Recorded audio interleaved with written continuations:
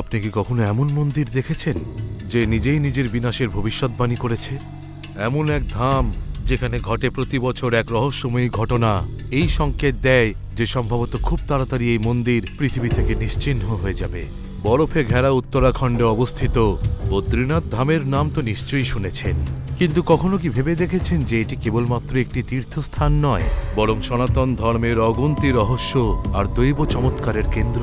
প্রশ্ন এটা নয় যে আপনি এই ধামে এসেছেন কি না, বরং আসল রহস্য তো সেই সব অদ্ভুত ঘটনায় লুকিয়ে আছে যার কোনো বৈজ্ঞানিক প্রমাণ নেই, আর তার সমাধান এত বছরও সম্ভব হয়নি। সত্যি কি বদ্রীনাথ ধামকে দ্বিতীয় বৈকুণ্ঠ বলা চলে? এই পবিত্র স্থানে এমন কি রয়েছে যা একে পৃথিবীতে ভগবান বিষ্ণুর দ্বিতীয় ধাম করে তুলেছে? এই মন্দিরটি বছরে কেবল 6 মাসের জন্য খোলা থাকে, কিন্তু সবথেকে রহস্যময়ী ব্যাপার হল এটি বন্ধ থাকা সত্ত্বেও এখানে জ্বলতে থাকা অখণ্ড জ্যোতি কখনো নেভে না। এটা কি করে সম্ভব? কোনো অদৃশ্য শক্তি রয়েছে নাকি যা এই দিব্য জ্যোতিকে জ্বালিয়ে রাখে? নাকি স্বয়ং ভগবান বিষ্ণুর এ কোনো অলৌকিক লীলা? শুধু তাই নয়, হিন্দু ধর্মে শঙ্খ বাজানোর বিশেষ গুরুত্বও রয়েছে। তা সত্ত্বেও বদ্রীনাথ ধামে পুজো চলাকালীন কখনো শঙ্খ বাজানো হয় না। কিন্তু কেন? এর পিছনেও কি কোনো রহস্য লুকিয়ে আছে? নাকি এ কোনো প্রাচীন রীতি যার সম্পর্ক কোনো নিবিড় শক্তির সঙ্গে রয়েছে? আর বসুধরা ঝর্ণার বিষয়ে তো নিশ্চয়ই জানেন। বলা হয় এই ঝর্ণা পবিত্র আত্মাদের আশীর্বাদ করে, কিন্তু পাপীদের মাথায় এর জল এক ফোঁটাও পড়ে না। এ কি কেবল একটি ধার্মিক বিশ্বাস, নাকি এর পিছনে কোনো বৈজ্ঞানিক যুক্তিও রয়েছে? আর তা যদি সত্যি হয়, তাহলে এই ঝর্ণা কাউকে পুণ্যাত্মা মনে করে কি করে তার মাথায় বর্ষিত হয়, আর পাপীকে কিভাবে বঞ্চিত করে? বদ্রীনাথ ধামের তাপমাত্রা কখনো 9 ডিগ্রি সেলসিয়াসের উপরে ওঠে না, কিন্তু অন্যদিকে তপ্তকুণ্ডে জলের তাপমাত্রা 54 ডিগ্রি সেলসিয়াস বজায় থাকে। একদিকে তুষারাবৃত আবহাওয়া, অন্যদিকে উত্তপ্ত জল। এ কি প্রকৃতির কোনো অভিনব পরিকল্পনা, নাকি কোনো দৈব শক্তির প্রমাণ? আর যোশী মঠে অবস্থিত ভগবান নরসিংহের হাত প্রতি বছর পাতলা হয়ে চলেছে। এমনটা কেন হচ্ছে? পুরাণে কথিত আছে যে যেদিন এই হাত পুরোপুরি ভেঙে যাবে, সেই দিন থেকে বদ্রীনাথের ধ্বংসের সূত্রপাত হবে। এটা কি কলিযুগের সমাপ্তির কোনো সংকেত, নাকি এর পিছনেও কোনো নিবিড় সংকেত লুকিয়ে আছে? ভীমপুল, যা মহাভারতের সময়ের সাক্ষী বহন করে চলেছে, কোনো অবলম্বন ছাড়াই হাজার হাজার বছর ধরে কিভাবে রয়েছে? এ কি কেবল একটি কাকতালীয় ব্যাপার, নাকি এর নির্মাণে কোনো প্রাচীন রহস্য লুকিয়ে আছে? আর সেই দৈব মূর্তি যা আদি শঙ্করাচার্য নারদকুণ্ড থেকে উদ্ধার করেছিলেন, উনি কি করে জানলেন যে এটি হলো ভগবান বদ্রীনাথের মূর্তি? এ কি কেবল আধ্যাত্মিক বিশ্বাস ছিল, নাকি এর পিছনে কোনো রহস্যময়ী সংকেত লুকিয়ে আছে? এর উত্তর ইতিহাসের সেই মলিন পাতার মধ্যে রয়েছে, যার ওপর সময়ের ধুলো জমা হয়ে চলেছে। কিন্তু সবথেকে গুরুত্বপূর্ণ প্রশ্নটি হল যে সত্যি কি বদ্রীনাথ ধাম একদিন নিশ্চিহ্ন হয়ে যাবে? আর আপনি কি কখনো ভেবে দেখেছেন যে এখানকার প্রধান পুরোহিত কেবল কেরলের নম্বুদরি ব্রাহ্মণই কেন হন? এর পিছনেও লুকিয়ে আছে এক অদ্ভুত ইতিহাস যা খুব কম মানুষই জানেন। বদ্রীনাথ ধামের সকল বিষয়ই একটি রহস্য, একটি চমৎকার, যা বিজ্ঞান ও বিশ্বাসের মধ্যে এক অদ্ভুত ভারসাম্য রক্ষা করে। তো আপনি কি এই রহস্য উন্মোচনের জন্য প্রস্তুত? দেবভূমির এই অলৌকিক যাত্রাপথে এগোনোর জন্য প্রস্তুত হন, যেখানে প্রতিটি পদক্ষেপে আপনি এমন এক চমৎকার দেখতে পাবেন যা আপনার কল্পনার ঊর্ধ্বে, আর প্রতিটি গল্প আপনার বিশ্বাসকে চরম পর্যায়ে নিয়ে যাবে। এটি কেবল একটি তীর্থযাত্রা নয়, বরং এক দিব্য রহস্য উন্মোচনের যাত্রা। তাহলে চলুন এই রহস্যময়ী ও আকর্ষণীয় ডকুমেন্টারি শুরু করা যাক। বদ্রীনাথ ধামের অদ্ভুত রহস্য উন্মোচনের পূর্বে আমাদের এর নির্মাণের পৌরাণিক ইতিহাসটাও ঝালিয়ে নিতে হবে, যা ভগবান বিষ্ণু ও ভগবান শিবের মধ্যে এক অলৌকিক লীলা দ্বারা আবৃত। মনে করা হয় প্রাচীনকালে এই স্থান ছিল ভগবান শিবের স্থান, যেখানে উনি মাতা পার্বতী ও শিবগণদের সঙ্গে বাস করতেন। কিন্তু তারপর এমন কিছু হয় যা এই পবিত্র স্থানের স্বরূপই পরিবর্তন করে দেয়। ভগবান বিষ্ণু ধ্যানের জন্য একটি শান্ত স্থানের খোঁজ করছিলেন, আর যখন তিনি এই দৈবভূমির দর্শন পান, তখন তিনি এর দ্বারা অত্যন্ত প্রভাবিত হন। কিন্তু সমস্যা হলো যে এই স্থানে ভগবান শিব আগে থেকেই বাস করছিলেন। এমন অবস্থায় ভগবান বিষ্ণু তার আরাধ্যের থেকে এই স্থান সোজাসুজি চাইতে পারতেন না। সেজন্য উনি এক অদ্ভুত লীলা করলেন, শিশুরূপ ধারণ করলেন আর জোরে জোরে কাঁদতে লাগলেন। মাতা পার্বতীর হৃদয় করুণায় বিগলিত হয়ে গেল, আর উনি সেই শিশুটিকে কোলে তুলে নিলেন। কিন্তু ভগবান শিব তক্ষুনি বুঝে গেলেন যে এ কোনো সাধারণ বালক নয়, বরং স্বয়ং বিষ্ণু। ভগবান শিব মাতা পার্বতীকে বোঝানোর চেষ্টা করলেন যে শিশুটির কান্না আপনা আপনি থেমে যাবে, কিন্তু মাতার বাৎসল্য জাগ্রত হলো আর উনি তাকে শান্ত করার চেষ্টা করলেন। আর ঠিক তখনই ভগবান বিষ্ণু তার লীলার দ্বিতীয় পর্যায় শুরু করলেন। যেই মাতা পার্বতী শিশুটিকে নিয়ে ভিতরে গেলেন, বিষ্ণু দরজা বন্ধ করলেন আর ভিতর থেকে বলে উঠলেন যে এখন থেকে উনি এই স্থানেই বাস করবেন আর ভক্তদের দর্শন দেবেন। এই কথা শুনে ভগবান শিব মৃদু হাসলেন, কারণ উনি স্বয়ং কেদারনাথ যাওয়ার প্রস্তুতি নিচ্ছিলেন, যেখানে উনি ভক্তদের কলিযুগের সংকট থেকে রক্ষা করতে চাইছিলেন। ভগবান শিব প্রসন্ন হয়ে ভগবান বিষ্ণুকে আশীর্বাদ করলেন যে এই স্থান এখন থেকে বদ্রীনাথ ধাম নামে পরিচিত হবে, আর এখানেই মানুষ ওনাকে সাক্ষাৎ নারায়ণ রূপে পুজো করবে। এইভাবে ভগবান শিব কেদারনাথের উদ্দেশ্যে প্রস্থান করলেন আর বদ্রীনাথ ধাম স্থাপিত হল। বলা হয় এই মন্দিরের নির্মাণ দেবতাদের অনুরোধে স্বয়ং বিশ্বকর্মা করেছিলেন। কিন্তু আপনি কি জানেন যে এই মন্দিরে অবস্থিত ভগবান বিষ্ণুর মূর্তির সঙ্গেও এক অদ্ভুত রহস্য জড়িয়ে আছে? এটি কেবল একটি মূর্তি নয়, বরং এক দৈব প্রতিমা, যার বিষয়ে বলা হয় যে এটি স্বয়ং প্রকট হয়েছিল। বদ্রীনাথ মন্দিরে অবস্থিত ভগবান বিষ্ণুর এই প্রতিমা সম্ভবত 1 মিটার লম্বা আর 600 গ্রাম পাথর দ্বারা নির্মিত। কিংবদন্তি অনুযায়ী আদি শঙ্করাচার্য 7ম শতাব্দীতে এই প্রতিমাটিকে অলকানন্দা নদী থেকে বের করে এখানে স্থাপন করেছিলেন। মনে করা হয় যে এটি কেবল একটি পাথর নয়, স্বয়ং ভগবান নারায়ণের এটি দিব্য মূর্তি, যার দর্শন মাত্রই মানুষ মোক্ষ লাভ করে। কিন্তু এখানে একটি প্রশ্ন, যে আদি শঙ্করাচার্য কিভাবে জানতে পারলেন যে এই হলো সেই দৈব প্রতিমা যাকে এই মন্দিরে স্থাপন করতে হবে? এ কি কেবলমাত্র একটি সংযোগ, নাকি এর পিছনেও ছিল কোনো অলৌকিক সংকেত? এই রহস্য আজও বদ্রীনাথের সমাধান না হওয়া চমৎকারের মধ্যে লুকিয়ে আছে। 6ষ্ঠ শতাব্দীর আশেপাশে, যখন এই মন্দিরের সুরক্ষার কোনো নিশ্চিত আয়োজন ছিল না, তখন না এখানে কোনো সৈনিক পাহারায় ছিল, না কোনো অন্য রক্ষক। সেই সময় হুন আর বৌদ্ধদের আক্রমণের ভয় এতটাই ছিল যে পুরোহিতরা ভগবান বদ্রী বিশালের মূর্তির সুরক্ষার জন্য এক অবাক করা পদক্ষেপ নেন। তারা এই মূর্তির সুরক্ষার জন্য এটিকে অলকানন্দা নদীতে প্রবাহিত করে দেয়। কিন্তু তখন কেউ ভাবতেও পারেনি যে এই মূর্তিটি শতাব্দীর পর শতাব্দী লুপ্ত থাকবে, আর এর পুনরায় প্রকট হওয়ার গল্পটি নিজেই একটি চমৎকার হয়ে উঠবে। বহু বছর পর যখন আদি শঙ্করাচার্য বদ্রীনাথে পৌঁছলেন, তখন উনি এই মন্দিরের মূল প্রতিমার বিষয়ে তথ্য সংগ্রহ করতে চাইলেন। কিন্তু যখন পুরোহিতদের জিজ্ঞেস করলেন, তখন তারা বললেন যে তারা তাদের পূর্বপুরুষদের থেকে শুনেছেন যে এই মূর্তিকে সুরক্ষিত রাখার জন্য নদীতে প্রবাহিত করা হয়েছিল, কিন্তু কেউ জানতেন না যে মূর্তিকে কোন দিকে প্রবাহিত করা হয়েছিল। একথা শুনে আদি শঙ্করাচার্য ধ্যানমগ্ন হলেন আর দিব্য দৃষ্টিতে সেই মূর্তি খোঁজার প্রচেষ্টা করলেন। ধ্যানস্থ অবস্থায় উনি একটি সংকেত পেলেন আর উনি নিঃসংকোচে অলকানন্দা নদীর দিকে এগিয়ে গেলেন। পুরোহিতদের উৎসুক আর ব্যাকুল দৃষ্টি ওনাকে দেখছিল, কিন্তু তারপর এমন কিছু ঘটল যা কেউ কল্পনাও করতে পারেনি।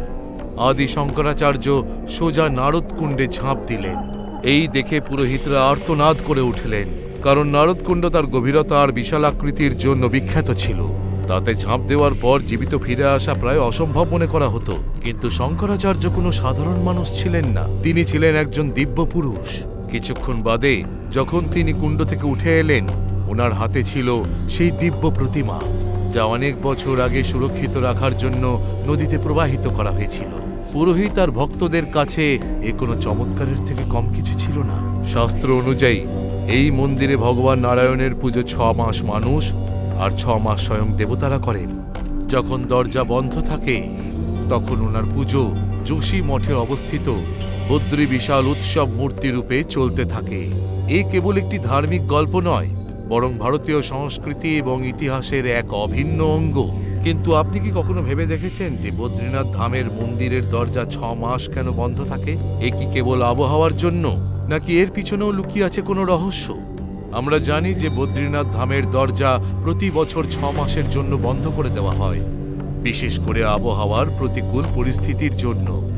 অক্টোবর নভেম্বর মাসে এখানে প্রবল তুষারপাত হয়, যাতে রাস্তা বন্ধ হয়ে যায় আর ভক্তদের আসা যাওয়া প্রায় অসম্ভব হয়ে ওঠে।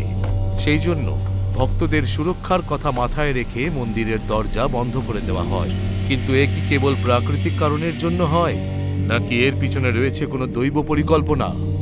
যখন মন্দিরের দরজা বন্ধ থাকে তখন পুজো অর্চনার কার্য যোশী মঠে অবস্থিত নরসিংহ মন্দিরে বদ্রী বিশাল উৎসব মূর্তি রূপে চলতে থাকে। দরজা বন্ধ করার তিথি বিজয়া দশমীর দিন ঘোষণা করা হয়, আর সাধারণত অক্ষয় তৃতীয়ার দিন একে পুনরায় খোলা হয়। কিন্তু সবথেকে রহস্যময়ী ঘটনা হলো যে যখন মন্দিরের দরজা 6 মাস বন্ধ থাকে সেই সময় সেখানে কেউ থাকে না, না পুরোহিত, না ভক্ত, আর না কেউ প্রদীপ জ্বালাতে আসে। তাহলে কি কারণ থাকতে পারে যে মন্দিরে প্রজ্বলিত অখণ্ড জ্যোতি কখনো নেভে না? কে এটাকে জ্বালিয়ে রাখে? এ কি কোনো অদৃশ্য শক্তি, নাকি স্বয়ং ভগবান বিষ্ণুর লীলা? আসুন এই রহস্য উন্মোচন করা যাক। বদ্রীনাথ ধামের অখণ্ড জ্যোতির রহস্য আর এর আধ্যাত্মিক গুরুত্ব আজও ভক্ত ও বৈজ্ঞানিকদের মধ্যে এক অদ্ভুত ধাঁধা রূপে রয়েছে। এই দিব্য জ্যোতির সবথেকে অদ্ভুত বিষয় হলো এ কোনো রকম বাহ্যিক সাহায্য ছাড়া, না থাকে তেল, না থাকে প্রদীপ, তাও 6 মাস জ্বলতে থাকে। এ হলো এমন এক চমৎকার যা এই মন্দিরের বিষয়ে আরও রহস্য ঘনীভূত করে তোলে। হাজার হাজার বছরের বিশ্বাস অনুযায়ী এই জ্যোতি ভগবান বিষ্ণুর উপাসনা আর ওনার প্রত্যক্ষ উপস্থিতির প্রতীক মনে করা হয়। যখন মন্দিরের দরজা বন্ধ থাকে তখনও এই জ্যোতি জ্বলতে থাকে, যা এটাই প্রমাণ করে যে ভগবান সবসময় এখানে বিরাজমান রয়েছেন। এই জ্যোতির দর্শন মাত্রই ভক্তদের শ্রদ্ধা ও ভক্তি এক নতুন শক্তি লাভ করে। বলা হয় যে যে ভক্তই পবিত্র মনে এই জ্যোতির দর্শন করে সে নিশ্চিত মোক্ষ লাভ করে। এই জন্যই বদ্রীনাথ যাত্রার এটিকে একটি অত্যন্ত গুরুত্বপূর্ণ অংশ বলে মনে করা হয়। কিন্তু বদ্রীনাথ ধামের সঙ্গে জড়িয়ে আছে আরও একটি রহস্য যা একে অন্য মন্দিরের থেকে ভিন্ন করে তোলে। এখানকার মূল পুরোহিত কেবল কেরলের নম্বুদরী ব্রাহ্মণরাই হতে পারেন। এমনটা কেন? এই রীতি কবে আর কিভাবে শুরু হয়েছিল? এই রহস্য আমাদের 7ম শতাব্দীতে আদি শঙ্করাচার্যর আধ্যাত্মিক যাত্রাপথের দিকে নিয়ে চলে। যখন উনি বদ্রীনাথ ধামে ভগবান বিষ্ণুর আধ্যাত্মিক মূর্তিকে নারদকুণ্ড থেকে উদ্ধার করে স্থাপন করেন, তখন উনি এক বিশেষ রীতির প্রচলন করেন। উনি নিয়ম স্থাপন করেন যে উত্তর ভারতের প্রধান মন্দিরগুলিতে দক্ষিণ ভারতের ব্রাহ্মণ, আর দক্ষিণ ভারতের প্রধান মন্দিরগুলিতে উত্তর ভারতের ব্রাহ্মণরা পুরোহিত হবেন। এর মূল উদ্দেশ্য ছিল সংস্কৃতির আদান প্রদান এবং একতাকে প্রাধান্য দেওয়া। এই কারণেই বদ্রীনাথ ধামের মূল পুরোহিত, যাকে রাবল বলা হয়, তাঁরা কেরলের নম্বুদরী গোত্রের ব্রাহ্মণ হন। রাবল হওয়ার পূর্বে তাঁদের নায়েব রাবল করা হয়, যাতে তারা মন্দিরের সকল নিয়ম এবং রীতিনীতির সম্পর্কে গভীর অধ্যয়ন করতে পারেন। এদের নির্বাচন বদ্রীনাথ মন্দির সমিতির দ্বারা করা হয়। রীতিনীতির কথা বললে বদ্রীনাথ মন্দিরের সঙ্গে জড়িত আরও একটি রহস্য হল যে এখানে স্থাপিত মূর্তিকে কোনো সাধারণ ব্যক্তি স্পর্শ করতে পারে না। কেবল রাবল অর্থাৎ মূল পুরোহিতই ওই মূর্তিকে ছোঁয়ার অধিকার লাভ করেন। এই নিয়ম বহু শতাব্দী ধরে চলে আসছে আর এটিকে খুব কঠোরভাবে পালন করা হয়। কিন্তু এই মন্দিরের সঙ্গে জড়িত সবচেয়ে আশ্চর্য ও রহস্যময়ী রীতি হল যে এখানকার মূল পুরোহিত অর্থাৎ রাবলকে বছরে 2 বার নারী বেশ ধারণ করতে হয়। কিন্তু কেন? এর পিছনে কি কোনো ধার্মিক বা আধ্যাত্মিক কারণ রয়েছে? এই রীতি কবে থেকে শুরু হয়েছে? আসুন আমরা এই রহস্যটিকেও উন্মোচন করি। বদ্রীনাথ ধামের রীতিনীতি আর রহস্য কোনো চমৎকারের থেকে কম কিছু নয়। এখানকার সব বিশ্বাসের পিছনে এক গভীর ধার্মিক ও আধ্যাত্মিক চিন্তা লুকিয়ে আছে। এই অদ্ভুত রীতিগুলোর মধ্যে একটি হল বদ্রীনাথ মন্দিরের মূল পুরোহিত অর্থাৎ রাবলের বছরে 2 বার নারী বেশ ধারণ করা। এই রীতিটি বহু বছর ধরে চলে আসছে আর এর পিছনে এক গভীর আধ্যাত্মিক বিশ্বাস লুকিয়ে আছে। আসলে বদ্রীনাথ মন্দিরে ভগবান বিষ্ণু তার 24টি স্বরূপের মধ্যে নরনারায়ণ স্বরূপে বিরাজমান রয়েছেন।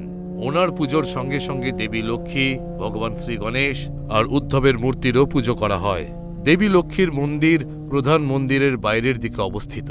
বিজয় দশমীর আশেপাশে যখন বদ্রীনাথ ধামের দরজা বন্ধ করা হয় তখন দেবী লক্ষ্মীর মূর্তিকে বিশেষ রূপে পুজো অর্চনা করে মন্দিরের ভিতরে স্থাপন করা হয়। রীতি অনুযায়ী যখন বসন্ত পঞ্চমীর দিনে মন্দিরের দরজা খোলার মুহূর্তের সিদ্ধান্ত নেওয়া হয় তখন মূল পুরোহিতকে স্বয়ং মাতা পার্বতীর রূপ ধারণ করে দেবী লক্ষ্মীকে মন্দিরের বাইরে বের করে আনার রীতি পালন করা হয়। এটা এই জন্য করা হয় যে হিন্দু সংস্কৃতি অনুযায়ী কোনো পুরুষের দেবীকে সরাসরি স্পর্শ করার অনুমতি দেওয়া হয় না। সেই জন্য রাবল দেবী লক্ষ্মীর সখী রূপে নিজেকে তৈরি করে এনে ওনাকে মন্দিরে পুনরায় স্থাপন করে। বদ্রীনাথ ধামের রহস্যময় কাহিনী এখানেই শেষ হচ্ছে না। এই পবিত্র ভূমির সকল জায়গায় এক একটি চমৎকার লুকিয়ে আছে। এমনই এক অদ্ভুত স্থান হল বসুধারা ঝর্ণা, যা বদ্রীনাথ ধাম থেকে প্রায় 4 কিলোমিটার দূরে অবস্থিত। এই ঝর্ণা প্রায় 400 ফুট উঁচু থেকে পড়ে, আর এর জল অত্যন্ত শীতল আর পবিত্র বলে মনে করা হয়। কিন্তু এর বিষয়ে বলা হয় যে এর জল কেবলমাত্র পুণ্যাত্মাদের মাথাতেই পড়ে। এই বিশ্বাস মহাভারতের সময় থেকে চলে আসছে। বলা হয় যে যখন কুরুক্ষেত্রের যুদ্ধ শেষ হলো, তখন পাণ্ডবরা তাদের অন্তিম যাত্রা স্বর্গারোহণ পর্বের মধ্য দিয়ে যাচ্ছিলেন। সেই সময় তারা বসুধারা ঝর্ণার কাছে এসে বিশ্রাম করেন। বলা হয় যে পঞ্চপাণ্ডবের মধ্যে সহদেব নাকি এখানেই শেষ নিঃশ্বাস ত্যাগ করেন। এটা বলা হয় যে এই ঝর্ণা সবার মাথার ওপর পড়ে না। যদি কোনো ব্যক্তি জীবনে পাপ করে থাকে, তার মনে কুচিন্তার আশ্রয় হয়, তাহলে এই ঝর্ণার জলের একটি ফোঁটাও তার শরীরকে স্পর্শ করে না।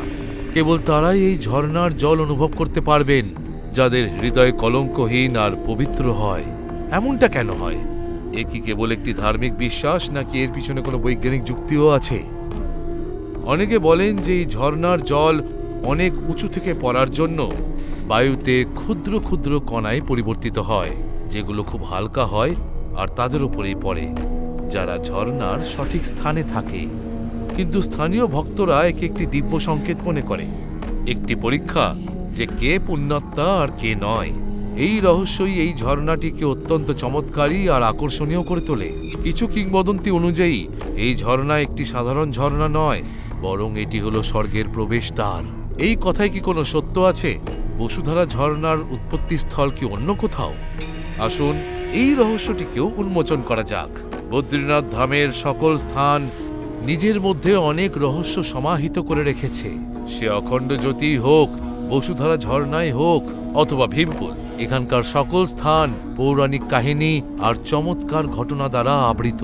বদ্রীনাথ ধাম থেকে কিছুটা দূরে অবস্থিত ভীমপুল একটি অদ্ভুত নির্মাণ কার্য, যা কেবল নিজের বিশাল আকারের জন্য আকর্ষণ কেন্দ্র নয়, বরং এর পৌরাণিক গুরুত্বও একে বিশেষ করে তোলে। এই পুলটি একটি বিশেষ শিলা দ্বারা নির্মিত, যা দেখে সকলেই আশ্চর্যান্বিত হয়ে যায়। মহাভারত অনুযায়ী যখন পাণ্ডবরা স্বর্গারোহণে বেরিয়েছিলেন, তখন তাদের সরস্বতী নদীর কাছে যেতে হতো। এই নদী প্রবল বেগে বয়ে চলেছিল, যার ফলে দ্রৌপদী ও অন্যান্য পাণ্ডবরা এগোতে পারছিল না। তখন মহাবলী ভীম নিজের শক্তি প্রদর্শন করে একটি বড় শিলাকে তুলে নদীর দুই দিক বরাবর রেখে দেয়। এইভাবে একটি প্রাকৃতিক পুল তৈরি হয়, যার ফলে পাণ্ডবরা সামনের দিকে এগোতে পেরেছিল।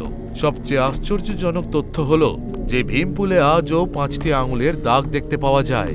এমনটা বলা হয় যে যখন ভীম এই শিলা তুলেছিল, তখন ওনার শক্তি আর চাপের জন্য এই শিলার গায়ে ওনার 5টি আঙুলের দাগ ছেপে যায়, যা আজও ভক্তদের কাছে একটি রহস্যের বিষয়। এই পুল আজও অজস্র ভক্ত ও পর্যটকদের যাতায়াতের একমাত্র মাধ্যম। এটি কেবল মহাভারতের সময়ের একটি নিদর্শন নয়, বরং এটাই প্রমাণ করে যে প্রাচীনকালেও এমন অনেক অদ্ভুত ঘটনা ঘটেছিল, যা মানুষের শক্তি আর তার আস্থার পরিচয় বহন করে চলেছে। বদ্রীনাথ ধামে ভক্তদের যে প্রসাদ দেওয়া হয়, তার মধ্যেও এক রহস্য লুকিয়ে আছে। এই মন্দিরে তুলসীর প্রসাদ বিতরণ করা হয়, যা অন্যান্য মন্দিরের প্রসাদের থেকে আলাদা। বদ্রীনাথ মন্দিরে অর্পণ করা তুলসীর প্রসাদের বিশেষত্ব হলো যে এটি কখনো খারাপ হয়ে যায় না। আপনি এই প্রসাদকে যতদিনই রাখুন না কেন, এটা না খারাপ হয়ে যায় আর না কখনো এর সুগন্ধ চলে যায়। এই তুলসী প্রসাদ বিশেষ রূপে ভগবান বদ্রীনাথকে অর্পণ করার পরেই ভক্তদের মধ্যে বিতরণ করা হয়। বলা হয় এই প্রসাদ গ্রহণ করলে শারীরিক ও মানসিক পবিত্রতা লাভ করা যায়। বৈজ্ঞানিক দৃষ্টিভঙ্গিতে দেখলে তুলসীর মধ্যে অনেক ওষুধের গুণ থাকে, যাতে এটা তাড়াতাড়ি খারাপ হয়ে যায় না। তুলসীর অ্যান্টিব্যাকটেরিয়াল এবং অ্যান্টিঅক্সিডেন্ট গুণ একে অনেক দিন পর্যন্ত সতেজ রাখে। কিন্তু ভক্তরা একে কেবল ভগবান বদ্রীনাথের কৃপা মনে করে, যা এই প্রসাদকে বিশেষ করে তোলে। সত্যি কি ভীম সেই বিশাল শিলাকে তুলে এই পুল নির্মাণ করেছিলেন? সত্যি কি তুলসীর প্রসাদ কখনো নষ্ট হয় না, নাকি এর পিছনে কোনো বৈজ্ঞানিক কারণ রয়েছে? এই সকল রহস্য আধ্যাত্মিকতা ও বৈজ্ঞানিক যুক্তির মধ্যে একটি গ্রন্থি, যার উত্তর আজও খোঁজা হচ্ছে। বদ্রীনাথ ধামে আসা ভক্তরা এখান থেকে প্রসাদ রূপে তুলসী নিয়ে যায়। এই তুলসীর বিশেষত্ব হলো যে এটা ঠান্ডা আবহাওয়াতেই পাওয়া যায়, আর এর সুগন্ধ অনেক মাস পর্যন্ত থাকে। এই কারণে এই তুলসী কখনো খারাপ হয় না। আর নিজের পবিত্রতা সর্বদা বজায় রাখে। বদ্রীনাথ ধামে অবস্থিত তপ্তকুণ্ড নিজের মধ্যে অনেক রহস্য লুকিয়ে রেখেছে। এই কুণ্ডকে সূর্যদেবের নিবাসস্থল মনে করা হয়। চারিদিকে বরফে ঢাকা পাহাড়ের মধ্যে অবস্থিত এই কুণ্ডের জল ঠান্ডা আবহাওয়াতেও গরম থাকে।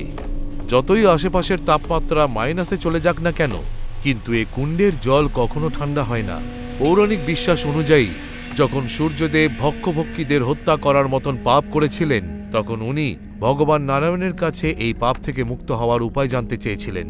ভগবান নারায়ণ ওনাকে বদ্রীনাথ ধামে অবস্থিত এই তপ্তকুণ্ডে তপস্যা করতে বলেছিলেন। সূর্যদেব এই কুণ্ডে কঠোর তপস্যা করেছিলেন, আর যার ফলে এই স্থানে ওনার তেজ সঞ্চারিত হয়, আর এই স্থানকে সূর্যদেবের নিবাসস্থল মনে করা হয়। আর সেই কারণে এই কুণ্ডের জল সর্বদা গরম থাকে। আশ্চর্যের ব্যাপার হলো, এই কুণ্ডের জল বাইরে থেকে ছুঁলে খুব গরম মনে হয়, কিন্তু যখন কেউ এতে স্নান করে তখন এর তাপমাত্রা শরীরের তাপমাত্রার সঙ্গে ভারসাম্য বজায় রাখে। স্নান করলে শরীর পুড়ে যায় না, বরং শরীরে এক নতুন শক্তির সঞ্চার হয়। মনে করা হয় এই কুণ্ডে স্নান করলে চর্মরোগ থেকে মুক্তি পাওয়া যায়, আর শরীরে নতুন শক্তির সঞ্চার হয়। বদ্রীনাথ ধামে আরও একটি রহস্য লুকিয়ে আছে, যা শঙ্খ বাজানোর সঙ্গে যুক্ত। সনাতন ধর্মে শঙ্খের বিশেষ গুরুত্ব রয়েছে। সমুদ্র মন্থন থেকে প্রাপ্ত 14টি রত্নের মধ্যে একটি ছিল শঙ্খ, কিন্তু বদ্রীনাথ ধামে শঙ্খ বাজানোই নিষেধাজ্ঞা রয়েছে। বলা হয় যে বদ্রীনাথ ধামের প্রাঙ্গণে অবস্থিত তুলসী ভবন নামক স্থানে মাতা লক্ষ্মী একবার ধ্যানমগ্ন অবস্থায় ছিলেন। সেই সময় ভগবান বিষ্ণু শঙ্খচূড় নামক এক অসুরকে বধ করেছিলেন।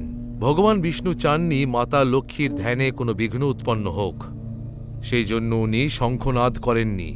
তবে থেকেই বদ্রীনাথ ধামে শঙ্খ বাজানোর রীতি সমাপ্ত হল, আর তারপর থেকে এখানে শঙ্খ না বাজানোর প্রথা চলে আসছে। বদ্রীনাথ ধামে প্রতি বছর লক্ষ লক্ষ ভক্ত দর্শনের জন্য আসেন আর এখানকার মাহাত্ম্য অনুভব করেন। সে তপ্তকুণ্ডের রহস্যই হোক বা শঙ্খনাদের নিষেধাজ্ঞা, বদ্রীনাথ ধামের এই রহস্য আজও ভক্তদের কাছে আস্থা আর আশ্চর্যের বিষয় হয়েই রয়েছে। বদ্রীনাথ ধাম, যা ভগবান বিষ্ণুর নিবাসস্থল হিসাবে পরিচিত, তাড়াতাড়ি নিশ্চিহ্ন হতে পারে। কিন্তু এমনটা কেন বলা হয়? এ কি কেবল একটি ধার্মিক বিশ্বাস, নাকি এর পিছনে কোনো বৈজ্ঞানিক যুক্তিও লুকিয়ে আছে? আসুন এই রহস্যটিকেও উন্মোচন করা যাক। যোশী মঠে অবস্থিত ভগবান নরসিংহের মন্দির বদ্রীনাথ ধামের সঙ্গে ওতপ্রোতভাবে জড়িয়ে আছে। বলা হয় আদি শঙ্করাচার্য যে শাল্যগ্রাম শিলা দ্বারা নির্মিত নারায়ণের পূজা করতেন, সেই পাথরেই স্বয়ং ভগবান নরসিংহ প্রকট হয়েছিলেন। ভগবান বিষ্ণুই শান্ত নরসিংহ রূপে এখানে দর্শন দিয়েছিলেন। কিন্তু এই মন্দিরের সঙ্গে জড়িত একটি রহস্যময় কাহিনী এটাও শোনা যায় যে ভগবান নরসিংহের মূর্তির একটি হাত প্রতি বছর পাতলা হয়ে চলেছে। ভক্ত ও সাধুরা মনে করেন যে যে দিন এই হাত পুরোপুরি ভেঙে যাবে, সেই দিন নর ও নারায়ণ পর্বত এক হয়ে যাবে, যার ফলে বদ্রীনাথ যাওয়ার পথ পুরোপুরি অবরুদ্ধ হয়ে যাবে। এটাই সংকেত যে ভবিষ্যতে বদ্রীনাথ ধাম নিশ্চিহ্ন হতে পারে। এ কি কেবল একটি ধার্মিক বিশ্বাস, নাকি এর পিছনে রয়েছে কোনো বৈজ্ঞানিক যুক্তি? কিছু বৈজ্ঞানিক অধ্যয়ন অনুযায়ী হিমালয় সংলগ্ন এলাকায় ভূগর্ভস্থ পরিবর্তন হয়েই চলেছে। এই অঞ্চলের ভৌগোলিক গঠন এবং জলবায়ুর পরিবর্তনের ফলে এই স্থানে ভূমিধস এবং ভূমিকম্পের ঘটনা বেড়েই চলেছে। এটা সম্ভব যে ভবিষ্যতে বড় কোনো ভূমিধসের কারণে বদ্রীনাথ যাওয়ার পথ পুরোপুরি অবরুদ্ধ হয়ে যাবে। যদিও এটা ভবিষ্যতের কথা, তাই কোনো ভবিষ্যৎবাণী করা সম্ভব নয়। কিন্তু ভক্তরা মনে করে যতক্ষণ না ভগবান নরসিংহের হাত ভেঙে যাচ্ছে, ততদিন বদ্রীনাথ ধামে ভক্তদের যাওয়া আসা লেগেই থাকবে। বদ্রীনাথ ধামের সঙ্গে জড়িত এই রহস্যময়ী কথা আস্থা ও আধ্যাত্মিকতার সঙ্গে জড়িত। সত্যি কি বদ্রীনাথ ধাম একদিন নিশ্চিহ্ন হয়ে যাবে? এই প্রশ্নটি আজও ভক্ত ও বৈজ্ঞানিকদের মনে একটি প্রশ্ন হয়েই রয়ে গেছে। তো বন্ধুরা, বদ্রীনাথ ধাম কেবল একটি তীর্থস্থানই নয়, বরং আস্থা, ইতিহাস এবং রহস্যের এক অদ্ভুত সঙ্গমস্থল। এখানকার দিব্যস্থান, পবিত্র জলধারা আর অদ্ভুত প্রাকৃতিক দৃশ্য ভক্তদের এক ঐশ্বরিক অনুভূতি প্রদান করে। এই স্থান কি সত্যিই নিশ্চিহ্ন হয়ে যাবে? নরসিংহ ভগবানের হাত সত্যি কি ভেঙে এই পবিত্র স্থানের ধ্বংসের সূচনা করবে, নাকি এ কেবল এক বিশ্বাস মাত্র? প্রশ্নগুলো আজও এক রহস্য হয়ে আছে, কিন্তু একটি কথা নিশ্চিত, যতদিন এই ধামের অস্তিত্ব রয়েছে, ততদিন এটি ভক্তদের আস্থা এবং শ্রদ্ধার কেন্দ্রস্থল হিসাবেই থাকবে। এই ধার্মিক বিশ্বাসের কোনো চমৎকার হোক বা প্রকৃতির কোনো রহস্য, বদ্রীনাথ ধামের গুরুত্ব কোনো দিন শেষ হবে না। এই ভিডিও দেখে আপনার কি মত? আপনি কি এই দিব্য ধামের দর্শন করেছেন, নাকি এখানে যেতে চান? কমেন্ট করে আমাদের অবশ্যই জানাবেন।